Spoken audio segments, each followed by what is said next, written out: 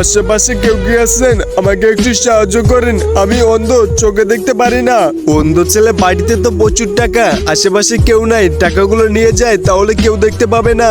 একটা তো পরীক্ষা করা শেষ, এবার আরেকটার পালা। ওই তো আরেকটা আসতেছে, এখনই বাটির মধ্যে কিছু সোনা আর কিছু টাকা রাখা দেই। আশেপাশে কেউ আছেন? আমি অন্ধ, আমাকে সাহায্য করেন।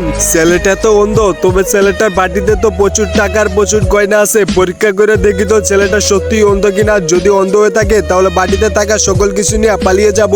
আশেপাশে কেউ নাই, জলদি করে পালাইয়া যাই। এই ছেলেটাও তো দেখা যায় ভণ্ড।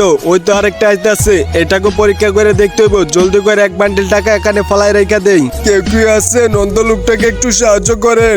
ছেলেটা কি সত্যি অন্ধ? পরীক্ষা করে দেখি তো। খুবই কষ্টকর, ছেলেটা তো সত্যি অন্ধ। ও ভাই, তোমার সামনে এক বান্ডিল টাকা পড়েছিল, টাকাটা হাতে নিয়ে রাখো, নয়তো কেউ পেলে নিয়ে যেতে পারে।